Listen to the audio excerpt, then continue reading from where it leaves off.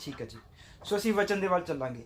ਪਿਛਲੇ ਹਫਤੇ ਅਸੀਂ ਸਿੱਖਿਆ ਸੀਗਾ ਕਿ ਬੌਰਨ ਅਗੇਨ ਦਾ ਮਤਲਬ ਕੀ ਹੈ, ਕਿ ਜਿਹੜਾ ਨਵਾਂ ਜਨਮ ਅਸੀਂ ਬਾਈਬਲ ਦੇ ਵਿੱਚ ਕਹਿੰਦੇ ਹਾਂ ਉਹਦਾ ਅਰਥ ਕੀ ਹੈ। ਹਾਲੇਲੂਇਆ। ਸੋ ਇਸ ਵਾਰ ਅਸੀਂ ਇਸੇ ਚੀਜ਼ ਨੂੰ ਅੱਗੇ ਵਧਾਵਾਂਗੇ, ਕਿਉਂਕਿ ਅਸੀਂ ਇੱਕ ਚੀਜ਼ ਦੇਖੀ ਸੀ ਕਿ ਲੋਕ ਕਿਸ ਤਰੀਕੇ ਦੇ ਨਾਲ ਅੱਜ ਗਲਤ ਪ੍ਰਚਾਰ ਕਰਦੇ ਹਨ।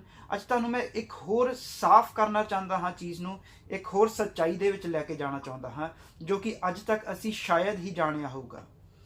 ਬਹੁਤ ਵਾਰ ਸਾਨੂੰ ਇਹ ਪ੍ਰਚਾਰ ਕੀਤਾ ਜਾਂਦਾ ਹੈ ਕਿ ਸਾਡੇ ਪਾਪ ਹੁਣ ਮਾਫ ਹੋ ਗਏ ਹਨ, ਤਾਂ ਉੱਥੇ ਸਭ ਠੀਕ ਹੋ ਗਿਆ ਹੈ। ਹਾਲੇਲੂਇਆ। ਹੁਣ ਅਸੀਂ ਹੋਰ ਕੁਝ ਨਹੀਂ ਕਰਨਾ, ਅਸੀਂ ਹੁਣ ਸਾਨੂੰ ਹੋਰ ਮੰਗਣ ਦੀ ਲੋੜ ਨਹੀਂ, ਕਿਉਂਕਿ ਸਾਡੇ ਪਾਪ ਮਾਫ ਹੋ ਗਏ ਹਨ। ਪਰ ਪ੍ਰਭੂ ਯਿਸੂ ਮਸੀਹਾ ਜੀ ਨੇ ਇਸ ਤਰ੍ਹਾਂ ਨਹੀਂ ਕਿਹਾ। ਪ੍ਰਭੂ ਯਿਸੂ ਮਸੀਹਾ ਜੀ ਚੇਲਿਆਂ ਨੂੰ ਕਹਿੰਦੇ ਕਿ ਜਦ ਤੱਕ ਉੱਤੋਂ ਸ਼ਕਤੀ ਨਾ ਮਿਲੇ ਤਦ ਤੱਕ ਯਰੂਸ਼ਲਮ ਤੋਂ ਬਾਹਰ ਨਾ ਜਾਣਾ। ਹਾਲੇਲੂਇਆ। ਪੜਿਆ ਸਭ ਨੇ? ਜਦ ਪ੍ਰਭੂ ਯਿਸੂ ਮਸੀਹਾ ਜੀ ਉਠਾਏ ਜਾਣ ਵਾਲੇ ਸੀਗੇ, ਉਦੋਂ ਪ੍ਰਭੂ ਯਿਸੂ ਮਸੀਹਾ ਨੇ ਆ ਗੱਲ ਕਹੀ ਕਿ ਜਦ ਤੱਕ ਤੁਹਾਨੂੰ ਉੱਤੋਂ ਸ਼ਕਤੀ ਨਾ ਮਿਲੇ ਤਦ ਤੱਕ ਯਰੂਸ਼ਲਮ ਤੋਂ ਬਾਹਰ ਨਾ ਜਾਣਾ। ਜਦ ਪਾਪ ਮਾਫ ਹੋ ਗਏ, ਫਿਰ ਉੱਤੋਂ ਸ਼ਕਤੀ ਪਾਉਣ ਦੀ ਜ਼ਰੂਰਤ ਕੀ ਸੀ? ਜਦ ਪਾਪ ਮਾਫ ਹੋ ਗਏ, ਬਾਈਬਲ 'ਚ ਸਾਨੂੰ ਸਿਖਾਇਆ ਜਾਂਦਾ ਕਿ ਪ੍ਰਭੂ ਯਿਸੂ ਮਸੀਹਾ ਨੇ ਸਲੀਬ ਦੇ ਉੱਤੇ ਕੀ ਕਿਹਾ? ਪੂਰਾ ਹੋਇਆ। ਹਾਲੇਲੂਇਆ। ਜਦ ਪੂਰਾ ਹੋ ਗਿਆ, ਫਿਰ ਕੀ ਲੋੜ ਹੈ? ਪ੍ਰਭੂ ਯਿਸੂ ਮਸੀਹਾ ਕਹਿ ਰਹੇ ਹਨ ਕਿ ਪਵਿੱਤਰ ਆਤਮਾ ਦੀ ਉਡੀਕ ਕਰੋ। ਜਦ ਤੱਕ ਤੁਹਾਨੂੰ ਪਵਿੱਤਰ ਆਤਮਾ ਨਾ ਮਿਲੇ ਤਦ ਤੱਕ ਮੇਰੇ ਬੱਚਿਓ ਯਰੂਸ਼ਲਮ ਤੋਂ ਬਾਹਰ ਨਾ ਜਾਣਾ। ਕੋਈ ਤਾਂ ਇਹਦੇ ਪਿੱਛੇ ਕਾਰਨ ਹੋਵੇਗਾ। ਕਿਉਂ? ਕਿਉਂਕਿ ਇਹ ਮੇਰੇ ਯਹੋਵਾ ਪਿਤਾ ਨੇ ਅਲੱਗ-ਅਲੱਗ ਡਿਊਟੀਆਂ ਲਗਾਈਆਂ ਸੀ। ਪ੍ਰਭੂ ਯਿਸੂ ਮਸੀਹਾ ਦੀ ਇੱਕ ਡਿਊਟੀ ਲਗਾਈ ਸੀ ਜੋ ਉਹਨਾਂ ਨੇ ਪੂਰੀ ਕੀਤੀ। ਹੁਣ ਪਵਿੱਤਰ ਆਤਮਾ ਦੀ ਇੱਕ ਡਿਊਟੀ ਹੈ ਜੋ ਉਸਨੇ ਪੂਰੀ ਕਰਨੀ ਹੈ। ਅੱਜ ਅਸੀਂ ਇਸ ਚੀਜ਼ ਨੂੰ ਨਹੀਂ ਸਮਝੇ, ਇਸੇ ਕਰਕੇ ਅਸੀਂ ਪਵਿੱਤਰ ਆਤਮਾ ਨੂੰ ਉਨੀ ਅਹਿਮੀਅਤ ਨਹੀਂ ਦਿੱਤੀ। ਅੱਜ ਅਸੀਂ ਬਹੁਤ ਜ਼ਰੂਰੀ ਹੈ। ਤਾਂ ਅਸੀਂ ਦੇਖਾਂਗੇ ਬਾਈਬਲ ਦੇ ਵਿੱਚੋਂ, ਅਸੀਂ ਦੇਖਾਂਗੇ ਇਬਰਾਨੀਆਂ ਦਾ ਖਤ, ਉਹਦਾ 10 ਅਧਿਆਇ, ਉਹਦੀ 4 ਆਇਤ ਪੜਾਂਗੇ। ਇਬਰਾਨੀਆਂ 10 ਉਹਦੀ 4।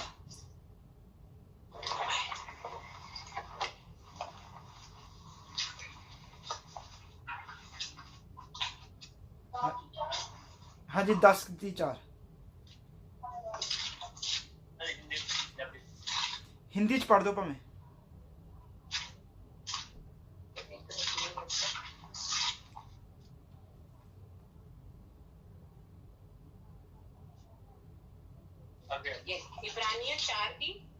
इब्रानिया 10 अध्याय चैप्टर 10, हाँ जी, वर्स 4। क्योंकि यह अनहोना है कि बैलों और बकरों का लहू पापों को दूर करे। हालेलुया। सो बाइबल कहता है कि ये चीज अनहोनी सी कि बैलों का लहू और बकरिया का लहू जो है वो साडे पापां नूं की करे? दूर करे। तो इहदी 10 दी 10 पढ़ दो अगे।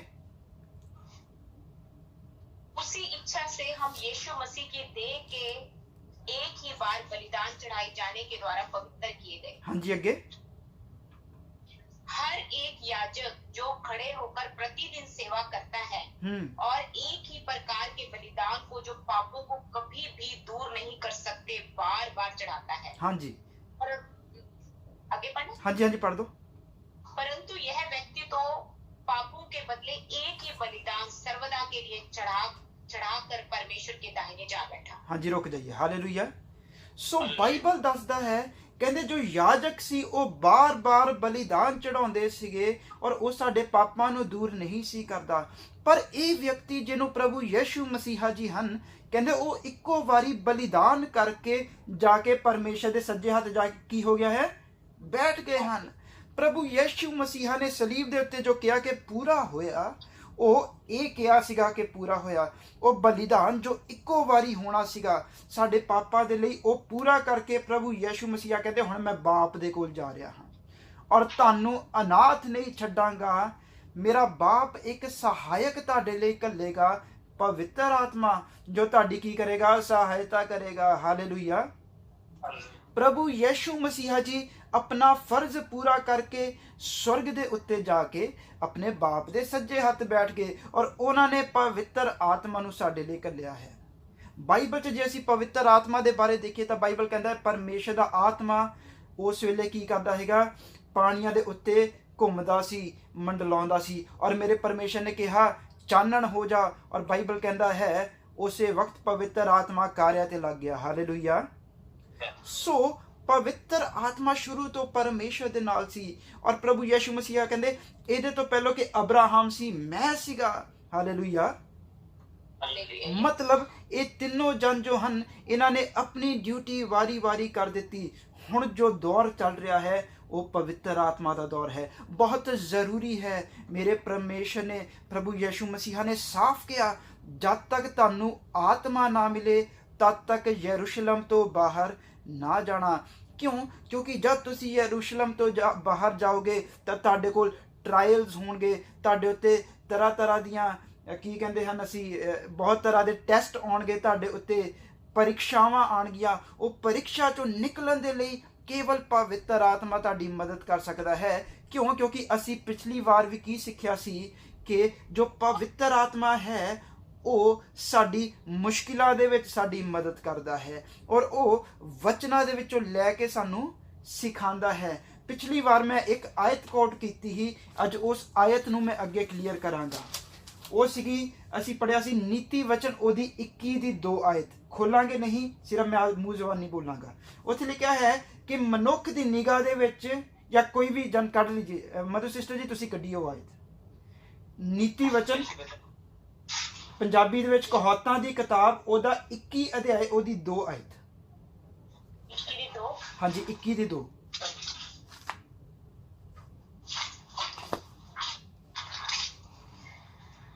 मनुष्य का सारा चाल चलन अपनी दृष्टि में तो ठीक होता है, परंतु यहोवा मन को जांचता है। हालेलुया। सो ਮਨੁੱਖ ਦਾ ਸਾਰਾ ਚਾਲ ਚਲਨ ਉਹਦੀ ਆਪਣੀ ਨਿਗਾਹ ਦੇ ਵਿੱਚ ਠੀਕ ਹੁੰਦਾ ਹੈ, ਪਰ ਪਰਮੇਸ਼ਵਰ ਜੋ ਹੈ ਉਹ ਮਨਾਂ ਨੂੰ ਜਾਂਚਦਾ ਹੈ। ਹਾਲੇਲੂਇਆ। ਹੁਣ ਇਸੇ ਕਰਕੇ ਸਾਨੂੰ ਪਵਿੱਤਰ ਆਤਮਾ ਦੀ ਜ਼ਰੂਰਤ ਹੈ, ਕਿਉਂਕਿ ਸਾਡਾ ਚਾਲ ਚਲਨ ਜੋ ਹੈ ਉਹ ਸਾਡੀ ਨਿਗਾਹ ਦੇ ਵਿੱਚ ਬਿਲਕੁਲ ਠੀਕ ਹੈ। ਅਸੀਂ ਪਰਫੈਕਟ ਹਾਂ, ਅਸੀਂ ਧਰਮੀ ਹਾਂ, ਔਰ ਸਾਡੀ ਨਿਗਾਹ ਦੇ ਵਿੱਚ ਅਸੀਂ ਸਵਰਗ ਜਾਣ ਦੇ ਲਈ ਪਰਫੈਕਟ ਰੈਡੀ ਹਾਂ। ਹਾਲੇਲੂਇਆ। ਪਰ ਇਸ ਤਰ੍ਹਾਂ ਕੀ ਪਰਮੇਸ਼ਰ ਕਹਿੰਦਾ ਹੈ, ਕਿ ਪਰਮੇਸ਼ਰ ਕਹਿ ਰਿਹਾ ਹੈ ਕਿ ਤੁਹਾਡਾ ਨਾਮ ਜੋ ਹੈ ਉਹ ਜੀਵਨ ਦੀ ਪੁਸਤਕ ਦੇ ਵਿੱਚ ਹਾਲੇ ਵੀ ਦਰਜ ਹੈ? ਕਿ ਪਰਮੇਸ਼ਰ ਕਹਿ ਰਿਹਾ ਹੈ ਕਿ ਤੁਹਾਡਾ ਚਾਲ ਚਲਨ ਜੋ ਹੈ ਉਹ ਬਿਲਕੁਲ ਠੀਕ ਹੈ? ਬਾਈਬਲ ਕਹਿੰਦਾ ਹੈ ਕਿ ਸਾਡਾ ਚਾਲ ਚਲਨ ਸਾਡੀ ਨਿਗਾਹ ਦੇ ਵਿੱਚ ਕੀ ਹੈ? ਸਾਡੀ ਨਿਗਾਹ ਦੇ ਵਿੱਚ ਉਹ ਬਿਲਕੁਲ ਠੀਕ ਹੈ, ਪਰ ਪਰਮੇਸ਼ਰ ਜੋ ਹੈ ਉਹ ਮਨ ਨੂੰ ਜਾਂਚਦਾ ਹੈ। ਹਾਲੇਲੂਇਆ। ਸੋ ਅੱਜ ਇਸੇ ਚੀਜ਼ ਦੇ ਉੱਤੇ ਗੌਰ ਕਰਨੀ ਹੈ। ਪਵਿੱਤਰ ਆਤਮਾ ਇੱਕ ਚਾਨਣ ਦੀ ਤਰ੍ਹਾਂ ਸਾਡੇ ਜੀਵਨ ਦੇ ਵਿੱਚ ਆਉਂਦਾ ਹੈ, ਕਿਉਂਕਿ ਬਾਈਬਲ ਕਹਿੰਦਾ ਹੈ ਕਿ ਹਨੇਰਾ ਔਰ ਰੋਸ਼ਨੀ ਦੋਨੋਂ ਇਕੱਠੇ ਨਹੀਂ ਰਹਿ ਸਕਦੇ। ਮੈਂ ਤੁਹਾਨੂੰ ਇੱਕ ਗੱਲ ਐਗਜ਼ਾਮਪਲ ਦਿੰਦਾ ਹਾਂ। ਮੰਨ ਲਓ ਮੈਂ ਇੱਕ ਸਫੇਦ ਸ਼ਰਟ ਪਾਈ ਹੋਈ ਹੈ, ਉਹਦੇ ਉੱਤੇ ਬਹੁਤ ਸਾਰੇ ਦਾਗ ਹਨ, ਛੋਟੇ ਛੋਟੇ ਦਾਗ, ਵੱਡੇ ਦਾਗ, ਕੁਝ ਬਹੁਤ ਗੂੜੇ ਧੱਬੇ ਹਨ, ਕੁਝ ਥੋੜੇ ਥੋੜੇ ਦਿਖਦੇ ਹਨ ਧੱਬੇ, ਇਸ ਤਰ੍ਹਾਂ ਦੇ ਧੱਬੇ ਹਨ। ਹੁਣ ਹੈ ਕਿ ਮੈਂ ਇੱਕ ਹਨੇਰੇ ਦੇ ਵਿੱਚ ਹਾਂ, ਸਾਹਮਣੇ ਮੇਰੇ ਇੱਕ ਬੱਲਬ ਜਗਦਾ ਪਿਆ ਹੈ, ਇੱਕ ਰੋਸ਼ਨੀ ਹੈ। ਹੁਣ ਜਦ ਮੈਂ ਉਸ ਬੱਲਬ ਦੇ ਥੋੜਾ ਲਾਗੇ ਜਾਵਾਂਗਾ ਤਾਂ ਮੈਨੂੰ ਮੇਰੀ ਸ਼ਰਟ ਦੇ ਉੱਤੇ ਜੋ ਦਾਗ ਹਨ ਉਹ ਦਿਖਣੇ ਸ਼ੁਰੂ ਹੋਣਗੇ। ਜਿੰਨਾ ਜਿੰਨਾ ਉਹਦੇ ਕਰੀਬ ਜਾਂਦਾ ਜਾਵਾਂਗਾ ਉਹਨੇ ਜਿਹੜੇ ਬਰੀਕ ਤੋਂ ਬਰੀਕ ਦਾਗ ਵੀ ਹਨ ਉਹ ਮੈਨੂੰ ਨਜ਼ਰ ਆਉਣੇ ਸ਼ੁਰੂ ਹੋ ਜਾਣਗੇ। ਪਹਿਲੋਂ ਮੈਨੂੰ ਉਹ ਬਰੀਕ ਦਾਗ ਨਹੀਂ ਦਿਖਣਗੇ, ਪਰ ਜਦ ਮੈਂ ਨਜ਼ਦੀਕ ਜਾਵਾਂਗਾ ਤਾਂ ਮੈਨੂੰ ਉਹ ਵੀ ਨਜ਼ਰ ਆਣੇ ਸ਼ੁਰੂ ਹੋਣਗੇ। ਉਹੀ ਚੀਜ਼ ਪਵਿੱਤਰ ਆਤਮਾ ਦੇ ਥਰੂ ਹੈ ਕਿ ਜਦ ਸਾਨੂੰ ਵਚਨ ਦੇ ਵਿੱਚੋਂ ਜਾਂ ਪ੍ਰਚਾਰਕ ਨੇ ਦੱਸਿਆ ਕਿ ਇਹ ਚੀਜ਼ਾਂ ਗਲਤ ਹਨ ਔਰ ਅਸੀਂ ਤੌਬਾ ਕੀਤੀ, ਬਪਤਿਸਮਾ ਲਿਆ, ਤਾਂ ਅਸੀਂ ਉਹਨਾਂ ਚੀਜ਼ਾਂ ਨੂੰ ਛੱਡਿਆ ਜੋ ਸਾਡੀ ਨਿਗਾਹ ਦੇ ਵਿੱਚ ਗਲਤ ਸੀ, ਔਰ ਅਸੀਂ ਮੰਨ ਕੇ ਬੈਠ ਗਏ ਕਿ ਹੁਣ ਅਸੀਂ ਸਾਫ਼ ਹੋ ਗਏ। ਪਰ ਲੋੜ ਹੈ ਅਸੀਂ ਪਵਿੱਤਰ ਆਤਮਾ ਨੂੰ ਆਪਣੇ ਕੋਲ ਬੁਲਾਈਏ ਤਾਂ ਕਿ ਪਵਿੱਤਰ ਆਤਮਾ ਆ ਕੇ ਉਹ ਬਰੀਕੀਆਂ ਦੇ ਵਿੱਚ ਸਾਨੂੰ ਲੈ ਜਾਵੇ ਔਰ ਉਹ ਵਾਲੇ ਪਾਪ ਵੀ ਸਾਨੂੰ ਦੱਸੇ ਜਿਹੜੇ ਸਾਡੀ ਨਿਗਾਹ ਦੇ ਵਿੱਚ ਕੀ ਹਨ? ਠੀਕ ਹਨ। ਹਾਲੇਲੂਇਆ। ਸੋ ਬਾਈਬਲ ਕਹਿ ਰਿਹਾ ਹੈ ਮਨੁੱਖ ਦੀ ਨਿਗਾਹ ਦੇ ਵਿੱਚ ਉਹਦਾ ਰਸਤਾ ਬਿਲਕੁਲ ਠੀਕ ਹੈ, ਪਰ ਪਰਮੇਸ਼ਰ ਅਰਥਾਤ ਪਵਿੱਤਰ ਆਤਮਾ ਜੋ ਹੈ ਉਹ ਮਨੁੱਖ ਦੇ ਹਿਰਦੇ ਨੂੰ ਜਾਂਚਦਾ ਹੈ। ਹਾਲੇਲੂਇਆ। ਜੇ ਅਸੀਂ ਦੇਖੀਏ ਬਾਈਬਲ ਵਿੱਚ ਦੋ ਪਤੀ ਪਤਨੀ ਉਹਨਾਂ ਨੇ ਕੀ ਕੀਤਾ, ਪਹਿਲੋਂ ਜਾ ਕੇ ਕਹਿੰਦੇ ਕਿ ਅਸੀਂ ਪਰਮੇਸ਼ਰ ਦੇ ਮੰਦਿਰ ਦੇ ਵਿੱਚ ਆਪਣੀ ਜੋ ਚੀਜ਼ ਵੇਚਾਂਗੇ, ਆਪਣੀ ਜ਼ਮੀਨ ਵੇਚਾਂਗੇ, ਉਹ ਸਾਰਾ ਕੁਝ ਦਾਨ ਕਰਾਂਗੇ। ਫਿਰ ਉਹਨਾਂ ਦੇ ਦਿਲ ਦੇ ਵਿੱਚ ਲਾਲਚ ਆਇਆ, ਉਹ ਕਹਿੰਦੇ ਥੋੜਾ ਜਿਹਾ ਰੱਖ ਲੈਂਦੇ ਹਾਂ। ਹਾਲੇਲੂਇਆ। ਜਦ ਉਹ ਉਸ ਮੰਦਿਰ ਦੇ ਵਿੱਚ ਗਏ ਤਾਂ ਉਹਨਾਂ ਨੇ ਘਰ ਦੇ ਵਿੱਚ ਬਹਿ ਕੇ ਸਲਾਹ ਕੀਤੀ। ਹਾਲੇਲੂਇਆ। ਉਹਨਾਂ ਨੇ ਸਲਾਹ ਕੀਤੀ ਔਰ ਪਤੀ ਪਤਨੀ ਨੇ ਸਲਾਹ ਕਰਕੇ ਸੋਚਿਆ ਕਿ ਪਾਦਰੀ ਨੂੰ ਕਿਹੜਾ ਪਤਾ ਲੱਗੇਗਾ, ਅਸੀਂ ਜਾ ਕੇ ਕਹਿ ਦਿੰਦੇ ਹਾਂ। ਉਹਨਾਂ ਨੇ ਜਾ ਕੇ ਉੱਥੇ ਪਾਸਟਰ ਨੂੰ ਝੂਠ ਬੋਲਿਆ। ਉੱਥੇ ਕੌਣ ਸੀ? ਪਤਰਸ ਸੀ। ਉਹਨਾਂ ਝੂਠ ਬੋਲਿਆ ਕਿ ਜੀ ਇੰਨਾ ਪੈਸਾ ਬਣਿਆ ਹੈ। ਤਾਂ ਪਤਰਸ ਅੱਗੇ ਉਹ ਕਹਿੰਦਾ ਇੰਨਾ ਹੀ ਬਣਿਆ ਹੈ? ਕਹਿੰਦਾ ਹਾਂ ਇੰਨਾ ਹੀ ਬਣਿਆ ਹੈ। ਪਤੀ ਕਹਿੰਦਾ, ਤਾਂ ਪਤਰਸ ਕਹਿੰਦਾ ਤੂੰ ਮੇਰੇ ਨਾਲ ਨਹੀਂ ਪਵਿੱਤਰ ਆਤਮਾ ਨਾਲ ਝੂਠ ਬੋਲਿਆ। ਉਹ ਉੱਥੇ ਮਰ ਗਿਆ। ਉਹਦੇ ਤੋਂ ਬਾਅਦ ਉਹਦੀ ਪਤਨੀ ਆਈ, ਔਰ ਪਤਨੀ ਬੜੀ ਦੇਖੋ ਆਪਣੇ ਆਪ ਨੂੰ ਸਿਆਣੀ ਸਮਝਦੀ ਹੈ। ਜਦ ਪਤਨੀ ਆਈ ਤਾਂ ਉਹਨੇ ਕਿਹਾ ਕਿ ਏਦਾਂ ਦਾ ਮੇਰਾ ਪਤੀ ਹਜੇ ਪਹੁੰਚਿਆ ਨਹੀਂ। ਤਾਂ ਪਤਰਸ ਅੱਗੇ ਉਹ ਕਹਿੰਦਾ ਜ਼ਮੀਨ ਇੰਨੇ ਦੀ ਵਿਕੀ ਸੀ? ਕਹਿੰਦੇ ਹਾਂਜੀ ਇੰਨੇ ਦੀ ਵਿਕੀ ਸੀ। ਤਾਂ ਉਹਦੇ ਤੋਂ ਬਾਅਦ ਪਤਰਸ ਨੇ ਇੱਕ ਬਹੁਤ ਤਕੜੀ ਗੱਲ ਕੀ। ਪਤਰਸ ਨੇ ਕਿਹਾ ਤੁਸੀਂ ਝੂਠ ਬੋਲਣ ਦੇ ਵਿੱਚ ਜਾਂ ਤੁਸੀਂ ਗਲਤ ਰੀਤੀ ਦੇ ਵਿੱਚ ਸਮਝੌਤਾ ਕੀਤਾ। ਹਾਲੇਲੂਇਆ। ਜਾਂ ਤੇਰਾ ਪਤੀ ਮਰ ਗਿਆ ਹੈ ਔਰ ਉਹਨੂੰ ਗਾੜਨ ਵਾਲੇ ਹਜੇ ਦਰਵਾਜ਼ੇ ਤੇ ਹੀ ਖੜੇ ਹਨ, ਉਹ ਆਉਣਗੇ, ਹੁਣ ਤੇਰੀ ਵਾਰੀ ਹੈ। ਹਾਲੇਲੂਇਆ। ਤਾਂ ਬਾਈਬਲ ਕਹਿੰਦਾ ਉਹ ਵੀ ਉੱਥੇ ਮਰੀ ਔਰ ਉਹਨੂੰ ਵੀ ਦੱਬਿਆ ਗਿਆ। ਹਾਲੇਲੂਇਆ। ਹੁਣ ਸਾਡੀ ਨਿਗਾਹ ਦੇ ਵਿੱਚ ਹੋ ਸਕਦਾ ਹੈ ਕਿ ਇੱਕ ਸਿੰਪਲ ਡਿਸਕਸ਼ਨ ਕਰਕੇ ਕਿਸੇ ਗਲਤ ਚੀਜ਼ ਦੇ ਉੱਤੇ ਮੰਨ ਲੈਣਾ ਇੱਕ ਨਾਰਮਲ ਚੀਜ਼ ਸਾਨੂੰ ਲੱਗਦੀ ਹੋਵੇਗੀ, ਪਰ ਪਵਿੱਤਰ ਆਤਮਾ ਕਹਿੰਦਾ ਹੈ ਕਿ ਤੁਸੀਂ ਗਲਤ ਚੀਜ਼ ਦੇ ਉੱਤੇ ਜਦ ਸਮਝੌਤਾ ਕਰ ਲੈਂਦੇ ਹੋ, ਉਹ ਤੁਹਾਡੇ ਲਈ ਤਾਂ ਪਾਪ ਹੈ ਹੀ। ਹਾਲੇਲੂਇਆ। ਔਰ ਉਹਦੀ ਜੋ ਸਜ਼ਾ ਹੈ ਉਹ ਬਾਈਬਲ ਦੇਖੀਏ ਮ੍ਰਿਤੂ ਦੇ ਬਰਾਬਰ ਦੱਸ ਰਿਹਾ ਹੈ। ਹਾਲੇਲੂਇਆ। ਸੋ ਗਲਤ ਚੀਜ਼ ਦੇ ਉੱਤੇ ਸਮਝੌਤਾ ਨਹੀਂ ਕਰਨਾ, ਗਲਤ ਚੀਜ਼ ਦੇ ਉੱਤੇ ਇੱਕ ਮਨ ਨਹੀਂ ਹੋਣਾ। ਚਾਹੇ ਪਤੀ ਪਤਨੀ ਹੋਣ, ਚਾਹੇ ਸਾਡੇ ਬੱਚੇ ਹੀ ਕਿਉਂ ਨਹੀਂ ਗਲਤ ਹਨ, ਅਸੀਂ ਉਹਨਾਂ ਨੂੰ ਸ਼ੈ ਨਹੀਂ ਦੇਣੀ ਉਹਦੇ ਵਿੱਚ। ਹਾਲੇਲੂਇਆ। ਸੋ ਅਸੀਂ ਦੇਖਾਂਗੇ, ਖੋਲਾਂਗੇ ਪਹਿਲਾ ਸੈਮੂਅਲ। ਸ਼ਾਉਲ ਦੇ ਜੀਵਨ ਚੋਂ ਅੱਜ ਫੇਰ ਸਿੱਖਾਂਗੇ ਅਸੀਂ। ਉਹਦਾ 15 ਅਧਿਆਏ, ਉਹਦੀ 1 ਔਰ 2 ਆਇਤ ਪਹਿਲੋਂ ਪੜਾਂਗੇ।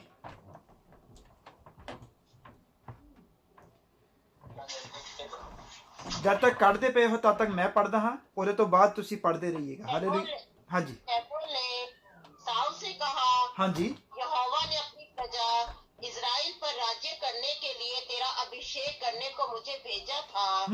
इसलिए अब यहोवा की बातें सुन ले। हाँ जी। सेनाओं का यहोवा यूं कहता है, मुझे स्मरण है कि अमालेकियों ने इजरायलियों से क्या किया।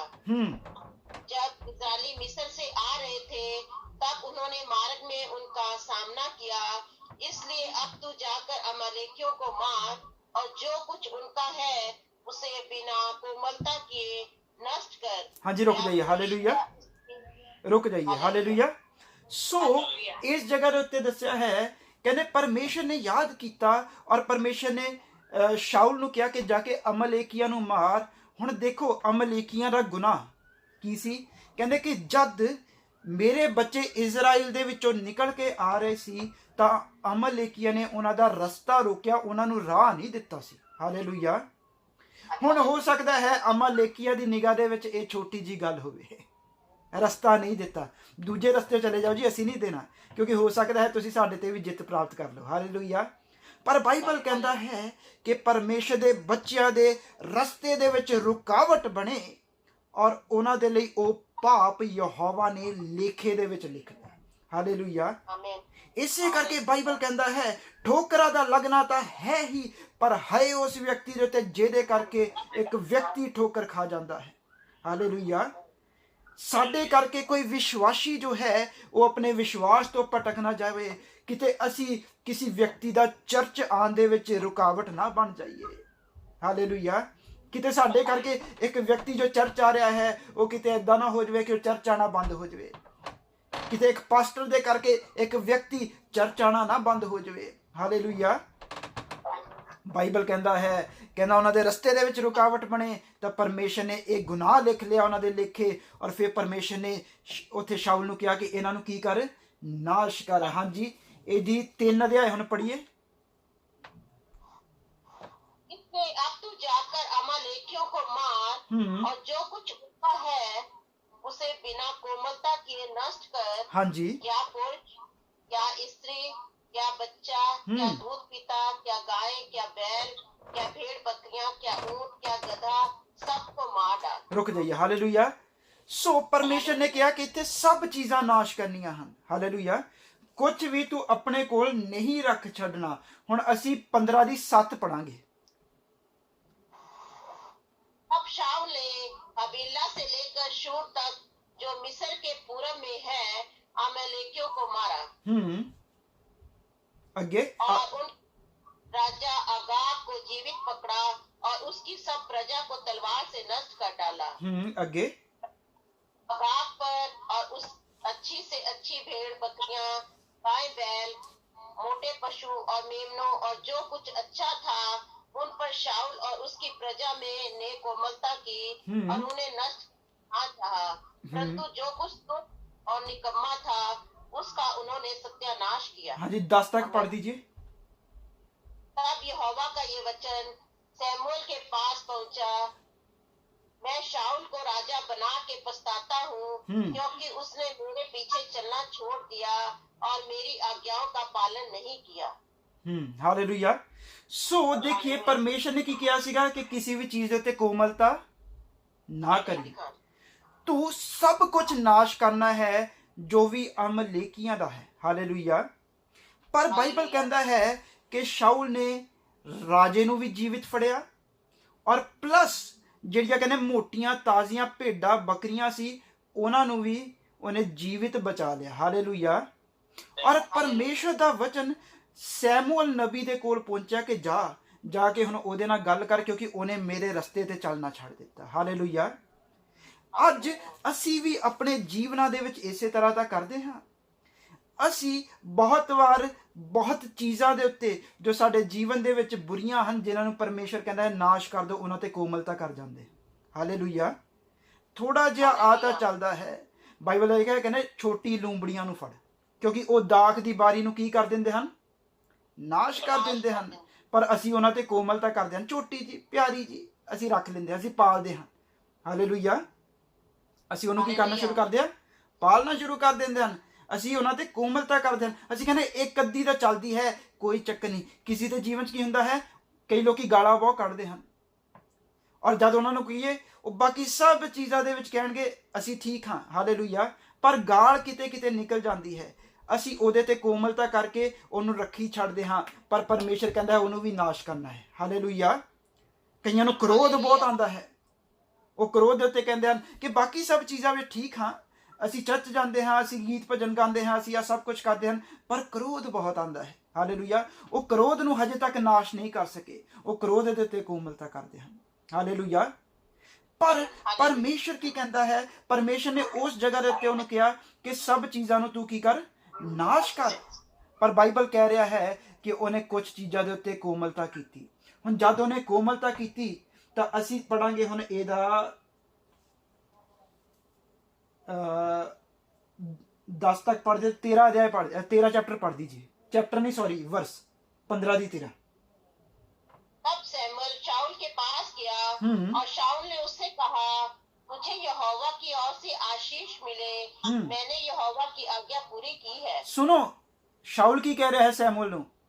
ਹੁਣ जब पादरी साहब आए ਤਾਂ पादरी साहब ਨੂੰ ਕਹਿੰਦਾ जय मसीह की पास्टर जी आओ आओ बैठो बैठो बैठो, ਤੁਹਾਨੂੰ ਆਸ਼ੀਸ਼ ਮਿਲੇ, ਤੁਹਾਨੂੰ ਬਰਕਤ ਮਿਲੇ ਯਹੋਵਾ ਵੱਲੋਂ। ਦੇਖੋ ਜੋ ਯਹੋਵਾ ਨੇ ਕਿਹਾ ਸੀ ਮੈਂ ਸਭ ਚੀਜ਼ਾਂ ਪੂਰੀਆਂ ਕਰ ਦਿੱਤੀਆਂ, ਹਾਲੇਲੂਇਆ। ਤੇ ਯਹੋਵਾ ਸੈਮੂਅਲ ਨੂੰ ਕਹਿ ਰਿਹਾ ਕਿ ਉਹਨੇ ਪੂਰੀ ਨਹੀਂ ਕੀਤੀ। ਸ਼ਾਊਲ ਦੀ ਨਿਗਾਹ ਦੇ ਵਿੱਚ ਉਹਦਾ ਜੋ ਮਾਰਗ ਹੈ ਉਹ ਠੀਕ ਹੈ, ਹਾਲੇਲੂਇਆ। ਸ਼ਾਊਲ ਕਹਿੰਦਾ ਹੈ ਮੈਂ ਠੀਕ ਚੱਲ ਰਿਹਾ ਹਾਂ, ਮੈਂ ਪੂਰਾ ਕੀਤਾ ਹੈ। ਹਾਂਜੀ ਅੱਗੇ शमूएल ने कहा फिर भेड़ बकरियों का ये मिमियाना और गाय बैलों का ये रंभाना जो मुझे सुनाई देता है ये क्यों हो रहा है। हाँ जी। शाऊल ने कहा वे तो अमालेकियों के यहाँ से आए हैं, हाँ। अर्थात प्रजा के लोगों ने अच्छी से अच्छी भेड़े और गाय बैलों को तेरे परमेश्वर यहोवा के लिए बलि करने को छोड़ दिया, हाँ। और बाकी सब का हमने सत्यानाश कर दिया। हालेलुया। देखो कितना शातिर है, कितना चलाक है, हालेलुया। ਅਸੀਂ ਵੀ ਏਦਾਂ ਚਲਾਕ ਹੈ। ਸੋ ਉਹ ਕਹਿੰਦਾ ਕਿ ਫਿਰ ਮੈਨੂੰ ਭੇਡਾਂ ਦੀ ਆਵਾਜ਼ ਕਿੱਥੋਂ ਆਉਂਦੀ ਪਈ। ਤਾਂ ਅੱਗੇ ਉਹ ਸ਼ਾਊਲ ਕੀ ਕਹਿ ਰਿਹਾ ਹੈ, ਕਹਿੰਦਾ ਆ ਨਾ ਅਸੀਂ ਰੱਖ ਲੀਆਂ ਕਿ ਪਰਮੇਸ਼ਰ ਨੂੰ ਸੈਕਰੀਫਾਈਸ ਕਰੀਏ, ਯਹੋਵਾ ਨੂੰ ਚੜਾਵੇ ਦੇ ਲਈ ਹੈ। ਹੁਣ ਮੈਨੂੰ ਆਹ ਦੱਸੋ, ਜਿਹੜੀ ਭੇਡ ਬੱਕਰੀਆਂ ਦਾ ਮੀਟ ਯਹੋਵਾ ਨੇ ਖਾਣਾ ਸੀ ਕਿ ਬਾਅਦ ਚੋਂ ਇਹਨਾਂ ਨੇ ਖਾਣਾ ਸੀ? ਹਾਲੇਲੂਇਆ। ਭੇਡਾਂ ਬੱਕਰੀਆਂ ਨੂੰ ਇਹਨਾਂ ਨੇ ਹੀ ਖਾਣਾ ਸੀਗਾ, ਪਰ ਨਾਮ ਕਿਹੜਾ ਦੇ ਹਨ? ਯਹੋਵਾ ਦਾ ਦੇ ਕੇ ਉਹਨੂੰ ਕਵਰ ਕਰਨ ਦੀ ਕੋਸ਼ਿਸ਼ ਕਰ ਰਹੇ ਹਨ। ਸੋ ਉਹਨੂੰ ਕੀ ਲੱਗ ਰਿਹਾ ਹੈ ਕਿ ਮੈਂ ਸਭ ਕੁਝ ठीक कर रहा हाँ जी। यदि 18-19 पढ़िए ਹੁਣ ਅੱਗੇ। और यहोवा ने तुझे एक विशेष कार्य करने को भेजा और कहा, जाकर उन पापी अमालेकियों का सत्यानाश कर और जब तक वे मिट न जाए तब तक उनसे लड़ता रहे। हाँ। फिर तूने यहोवा की ये बात टालकर लूट के वह काम किया जो यहोवा की दृष्टि में बुरा है। हाँ जी अगे। शाऊल ने शमूएल से कहा, सुनिए। मैंने यहोवा, हाँ जी पढ़िए। मैंने यहोवा की ये बात मानकर जिधर यहोवा ने मुझे भेजा उधर चला और अमलेकियों के राजा को ले आया और अमलेकियों का सत्यानाश किया है। परंतु प्रजा के लोग लूट में से भेड़ बकरियां और गाय बैल अर्थात नष्ट होने की उत्तम उत्तम वस्तुओं को गिलगाल में तेरे परमेश्वर यहोवा के लिए बलि चढ़ाने को ले आए। सुनिए, हजे भी नहीं मान रहा। हालेलुया।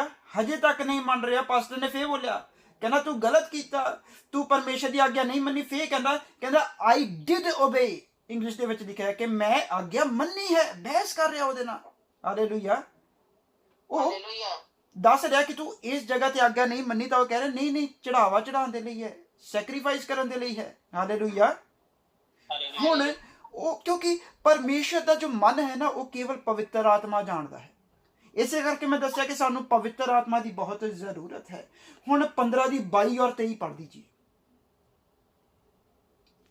शमूएल ने कहा, क्या यहोवा होम बलियों और मेल बलियों से उतना प्रसन्न होता है जितना कि अपनी बात के माने जाने से प्रसन्न होता है? सुन, माना को बलि चढ़ाने से और कान लगाना मेढ़ों की चर्बी से उत्तम है। देख, बलवा करना और भावी कहने वालों से पूछना एक ही समान पाप है, और हठ करना मूर्तों और ग्रह देवताओं की पूजा के तुल्य है। हालेलुया। रुक जाइए। यहोवा की बात को तुच्छ जाना, इसलिए उसने तुझे राजा होने के लिए तुच्छ जाना है। हालेलुया। रुक जाइए। हालेलुया। हुण देखिए, गौर करिए, मनुष्य दी नजर दे विच ਉਹਦੇ ਰਸਤੇ ਠੀਕ ਹਨ, ਉਹਦੇ ਕੰਮ ਠੀਕ ਹਨ, ਪਰ ਪਰਮੇਸ਼ਰ ਦਿਲਾਂ ਨੂੰ ਜਾਂਚਦਾ ਹੈ। ਹਾਲੇਲੂਇਆ।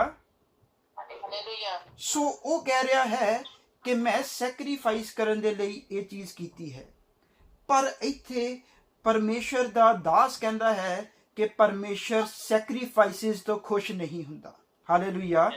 ਪਰਮੇਸ਼ਰ ਚੜਾਵੇ ਤੋਂ ਖੁਸ਼ ਨਹੀਂ ਹੁੰਦਾ, ਪਰਮੇਸ਼ਰ ਆਗਿਆ ਮੰਨਣ ਤੋਂ ਖੁਸ਼ ਹੁੰਦਾ ਹੈ। ਹਾਲੇਲੂਇਆ। और अगे एक बड़ी वड्डी गल कही सी, इहदे विच 15 दी आपां 23 पढ़ी सी। हाँ जी, कहना देख, बलवा करना और भावी कहने वालों से पूछना एक ही समान है। मतलब साडी निगाह दे विच की है, जे असी विरोध कर दिंदे हां परमेश्वर दा तां एडी वड्डी गल नहीं है। असी कहंदे असी किहड़ा किसी नूं हत्थ दिखाउंदे आ, असी किहड़ा किसी को जाके पुछा लैंदे आ। पर बाइबल कहता जे तू परमेश्वर का बलवा करता है, परमेश्वर के विरोध करता है, तो पवित्र आत्मा की निगाह दे विच, परमेश्वर की निगाह दे विच वो भावी कहलान दे बराबर है, वो पुछा लैन दे बराबर है, वो हाथ दिखान दे बराबर है। हालेलुया।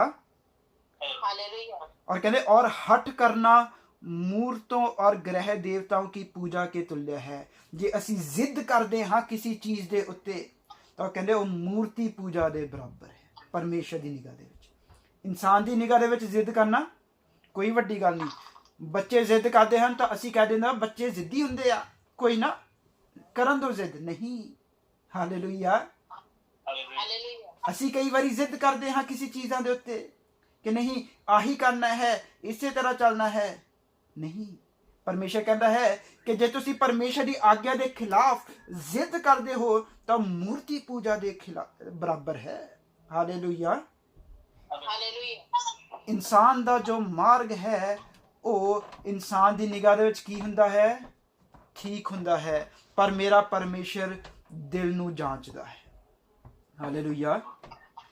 ਔਰ ਜੇ ਅਸੀਂ ਚਾਹੁੰਦੇ ਹਾਂ ਕਿ ਅਸੀਂ ਪਰਮੇਸ਼ਰ ਦੀ ਇੱਛਾ ਹੈ ਉਹਦੀ ਇੱਛਾ ਦੇ ਅਨੁਸਾਰ ਚੱਲੀਏ ਤਾਂ ਬਹੁਤ ਜ਼ਰੂਰੀ ਹੈ ਕਿ ਅਸੀਂ ਪਵਿੱਤਰ ਆਤਮਾ ਨੂੰ ਮੰਗੀਏ। ਦਾਊਦ ਕਹਿੰਦਾ ਹੈ ਪਰਮੇਸ਼ਰ ਆਪਣਾ ਆਤਮਾ ਮੇਰੇ ਤੋਂ ਦੂਰ ਨਾ ਕਰੀ। ਉਹ ਪਵਿੱਤਰ ਆਤਮਾ ਨੂੰ ਕਹਿੰਦਾ ਹੈ ਕਿ ਉਹ ਮੇਰੇ ਨਾਲ ਬਣਿਆ ਰਹੇ। ਕਿਉਂ? ਉਹਨੇ ਇੱਕ ਜਗ੍ਹਾ ਤੇ ਲਿਖਿਆ, ਕਹਿੰਦਾ ਮੈਂ ਤੇਰੇ ਵਚਨਾਂ ਨੂੰ ਆਪਣੇ ਦਿਲ ਦੀ ਪੱਟੀਆਂ ਦੇ ਉੱਤੇ ਲਿਖ ਲਿਆ ਹੈ। ਇਹ ਗੱਲ ਪ੍ਰਭੂ ਯਿਸੂ ਮਸੀਹਾ ਨੇ ਕਹੀ ਸੀ ਕਿ ਨਵੀਂ ਵਾਚਾ ਜੋ ਹੋਵੇਗੀ ਉਹ ਕਹਿੰਦੇ ਪੱਥਰਾਂ ਦੀ ਪੱਟੀਆਂ ਦੇ ਉੱਤੇ ਨਹੀਂ, ਮੈਂ ਵਚਨ ਉਹਨਾਂ ਦੀ ਦਿਲ ਦੀ ਪੱਟੀਆਂ ਤੇ ਲਿਖੂੰਗਾ ਤਾਂ ਕਿ ਉਹ ਗੁਨਾਹ ਨਾ ਕਰਨ। ਉਹ ਕਦੋਂ ਹੋਵੇਗਾ? ਜਦ ਪਵਿੱਤਰ ਆਤਮਾ ਤੁਹਾਡੇ ਅੰਦਰ ਆਵੇਗਾ। ਇੱਕ ਸੂਰ ਦੀ ਆਦਤ ਹੁੰਦੀ ਹੈ ਕਿ ਉਹ ਗੰਦ ਦੇ ਵਿੱਚ ਲਿਪਟਦਾ ਹੈ, ਗੰਦ ਦੇ ਵਿੱਚ ਬਾਰ-ਬਾਰ ਜਾਂਦਾ ਹੈ। ਹਾਲੇਲੂਇਆ। ਫੋਰ ਐਗਜ਼ਾਮਪਲ, ਮੰਨ ਲਓ ਕਿ ਇੱਕ ਪਤਲਾ ਜਿਹਾ ਰਸਤਾ ਆ, ਮੈਂ ਤੁਹਾਨੂੰ ਕਹਿੰਦਾ ਸੂਰ ਨੂੰ ਦੂਜੇ ਪਾਸੇ ਲੈ ਕੇ ਜਾਣਾ ਹੈ ਔਰ ਉਸ ਰਸਤੇ ਦੇ ਆਲੇ ਦੋਨੇ ਪਾਸੇ ਚਿੱਕੜ ਹੈ ਔਰ ਤੁਸੀਂ ਕੀ ਕਰਦੇ ਹੋ? ਸੂਰ ਨੂੰ ਸੰਗਲ ਪਾਉਂਦੇ ਹੋ ਔਰ ਉਹਨੂੰ ਤੋੜਨਾ ਸ਼ੁਰੂ ਕਰਦੇ ਹੋ। ਜਦ ਉਹ ਚਿੱਕੜ ਦੇਖਦਾ ਹੈ ਤਾਂ ਉਹ ਚਿੱਕੜ ਵੱਲ ਜਾਣ ਦੀ ਕੋਸ਼ਿਸ਼ ਕਰਦਾ ਹੈ, ਪਰ ਤੁਸੀਂ ਉਹਨੂੰ ਖਿੱਚਦੇ ਹੋ। ਹਾਲੇਲੂਇਆ। ਤੁਸੀਂ ਜਦ ਉਹਨੂੰ ਖਿੱਚਦੇ ਹੋ ਔਰ ਖਿੱਚ ਕੇ ਕਿਸੇ ਤਰੀਕੇ ਦੇ ਨਾਲ, ਜ਼ੋਰ ਦੇ ਨਾਲ ਉਹਨੂੰ ਦੂਜੇ ਪਾਸੇ ਸਾਫ਼ ਸੁਥਰਾ ਪਹੁੰਚਾ ਦਿੰਦੇ ਹੋ ਔਰ ਤੁਸੀਂ ਉਹਦੇ ਵਿੱਚ ਫਿਰ ਕਹਿੰਦੇ ਹੋ ਕਿ ਮੈਂ ਇਹਨੂੰ ਸਾਫ਼ ਸੁਥਰਾ ਪਹੁੰਚਾ ਦਿੱਤਾ। ਫਿਰ ਮੈਂ ਤੁਹਾਨੂੰ ਕਹੂੰਗਾ ਹੁਣ ਇੱਦਾਂ ਕਰੋ ਜੀ, ਇਹਦਾ ਸੰਗਲ ਖੋਲ ਦਿਓ। ਜਿੱਦਾਂ ਹੀ ਸੰਗਲ ਖੋਲਿਆ ਨਾਲ ਹੀ ਸੂਰ ਫੇਰ ਚਿੱਕੜ ਦੇ ਵਿੱਚ। ਹਾਲੇਲੂਇਆ। ਹੁਣ ਅਸੀਂ ਸੂਰ ਨੂੰ ਚਿੱਕੜ ਦੇ ਵਿੱਚ ਜਾਣ ਤੋਂ ਕਿੱਦਾਂ ਬਚਾ ਸਕਦੇ ਹਾਂ? ਇੱਕ ਹੋਰ ਜਾਨਵਰ ਹੈ ਬਿੱਲੀ। ਬਿੱਲੀ ਦੀ ਆਦਤ ਹੈ ਸਾਫ਼ ਰੱਖਣਾ ਆਪਣੇ ਆਪ ਨੂੰ। ਤੁਸੀਂ ਕਦੀ ਵੀ ਦੇਖੋ ਬਿੱਲੀ ਦੇ ਜੇ ਮਾੜਾ ਜਿਹਾ ਚਿੱਕੜ ਲੱਗ ਜਾਵੇ ਨਾ, ਜੀਭ ਮਾਰ ਕੇ ਉਹਨੂੰ ਸਾਫ਼ ਕਰਦੀ, ਬਹੁਤ ਸਫਾਈ ਰੱਖਦੀ ਹੈ। ਹੁਣ ਜੇ ਮੈਂ ਬਿੱਲੀ ਦਾ ਆਤਮਾ ਕੱਢ ਕੇ ਸੂਰ ਦੇ ਵਿੱਚ ਪਾ ਦੇਵਾਂ, ਫਿਰ ਸੂਰ ਚਿੱਕੜ ਦੇ ਵਿੱਚ ਜਾਵੇਗਾ? ਨਹੀਂ। ਹਾਲੇਲੂਇਆ। ਕਿਉਂ? ਕਿਉਂਕਿ ਅਸੀਂ ਉਹਦੇ ਅੰਦਰ ਜੋ ਸੀ ਉਹ ਬਦਲ ਦਿੱਤਾ। ਹਾਲੇਲੂਇਆ। ਜਿਸ ਤਰ੍ਹਾਂ ਮੈਂ ਕਰੇਲੇ ਦੀ ਉਦਾਹਰਨ ਦਿੱਤੀ ਸੀ, ਅਸੀਂ ਉਹ ਬੀਜ ਕੱਢ ਕੇ ਕੀ ਪਾਇਆ ਸੀ? ਫਿਰ ਚੰਗਾ ਮਸਾਲਾ ਪਾਇਆ ਸੀ। ਹਾਲੇਲੂਇਆ। ਸੋ ਜਦ ਉਹ ਆਤਮਾ ਬਿੱਲੀ ਦਾ ਉਹਦੇ ਚ ਪਾ ਦਿੱਤਾ, ਫਿਰ ਸੂਰ ਜੋ ਹੈ ਉਹ ਆਪਣੇ ਆਪ ਨੂੰ ਸਾਫ਼ ਰੱਖਣਾ ਸ਼ੁਰੂ ਕਰੇਗਾ। ਹਾਲੇਲੂਇਆ। ਅਸੀਂ ਵੀ ਉਸ ਸੂਰ ਦੀ ਤਰ੍ਹਾਂ ਸੀ। ਪਰਮੇਸ਼ਰ ਨੇ ਮੂਸਾ ਦੇ ਦੁਆਰਾ ਸਾਨੂੰ 10 ਆਗਿਆਵਾਂ ਦਿੱਤੀਆਂ ਸੀ। ਉਹ 10 ਆਗਿਆਵਾਂ ਸਾਨੂੰ ਸੰਗਲ ਦੀ ਤਰ੍ਹਾਂ ਸੀ, ਖਿੱਚਦੀਆਂ ਸੀ ਇੱਥੇ ਉੱਥੇ ਨੂੰ ਔਰ ਦੂਜੇ ਪਾਸੇ ਲੈ ਕੇ ਜਾਂਦੀਆਂ ਸੀ। ਜਦ ਚਾਨਣ ਹੁੰਦਾ ਸੀ ਤਾਂ ਅਸੀਂ ਬੜਾ ਧਿਆਨ ਦੇ ਨਾਲ ਚੱਲਦੇ ਸੀਗੇ, ਪਰ ਜਦ ਹਨੇਰਾ ਹੋ ਜਾਂਦਾ ਸੀਗਾ ਤਾਂ ਫਿਰ ਅਸੀਂ ਦੇਖਦੇ ਸੀ ਕਿ ਕੋਈ ਨਹੀਂ ਦੇਖ ਰਿਹਾ, ਤਾਂ ਫਿਰ ਅਸੀਂ ਪਾਪ ਦੇ ਵਿੱਚ ਚਲੇ ਜਾਂਦੇ ਸੀ। ਪਰ ਮੇਰੇ ਪ੍ਰਭੂ ਯਿਸੂ ਕਹਿੰਦੇ ਕਿ ਹੁਣ ਮੈਂ ਆਪਣਾ ਆਤਮਾ ਉਹਨਾਂ ਦੇ ਅੰਦਰ ਦੇ ਦੂੰਗਾ। ਹਾਲੇਲੂਇਆ।